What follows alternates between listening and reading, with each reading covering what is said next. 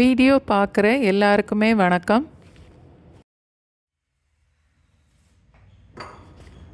உருளைக்கிழங்கு பட்டாணி வச்சு கல்யாண வீட்டு பால் கறி இன்றைக்கி செய்து பார்க்கலாம்.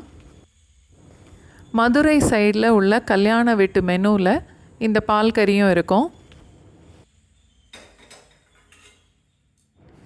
மீடியம் சைஸில் 3 உருளைக்கிழங்கு தோல் சீவிட்டு 4 துண்டாக கட் பண்ணி எடுத்திருக்கேன். 1/4 கப் அளவுக்கு பச்சை பட்டாணி,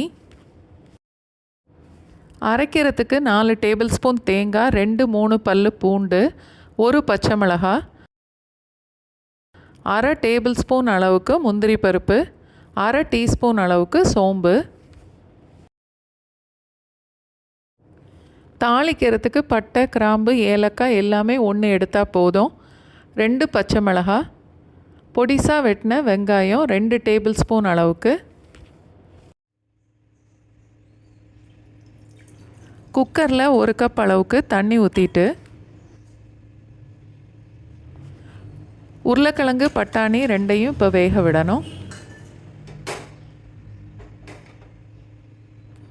அடுப்பு மீடியம் ஃப்ளேமில் வச்சுட்டு 2 விசில் வச்சா போதும்.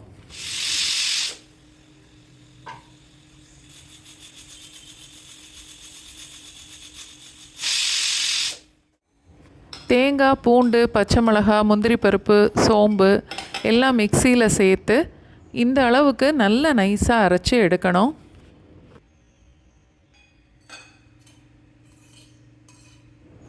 இப்போது நம்ம பால் கறி தாளிக்க 2 டீஸ்பூன் அளவுக்கு எண்ணெய் சேர்த்துட்டு ஃபஸ்ட்டு பட்டை, கிராம்பு, ஏலக்காய் சேர்த்துடலாம். அதோட வெங்காயம், பச்சை மிளகாவையும் சேர்த்து கொஞ்ச நேரம் வதக்குனா போதும். வெங்காயம் கலர் மாறக்கூடாது. வேக வச்ச உருளைக்கிழங்கு பட்டாணி 2ம் அதில் உள்ள தண்ணியோடவே சேர்த்துடலாம். அரைச்சி வச்சுருந்த தேங்காய், அதோட 1 கப் அளவுக்கு தண்ணியும் சேர்த்துடலாம். தேவையான அளவுக்கு உப்பு,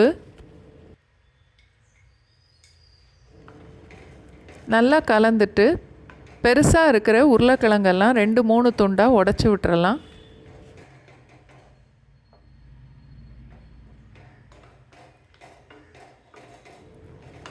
இப்போது மூடி போட்டு 2-3 நிமிஷத்துக்கு கொதிக்க விடணும்.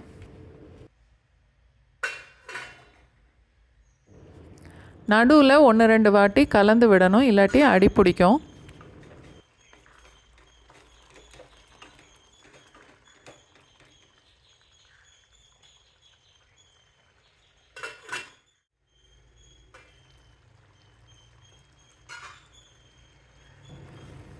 இந்த அளவுக்கு கெட்டியானதுக்கப்புறம் அடுப்பை ஆஃப் பண்ணிடலாம்.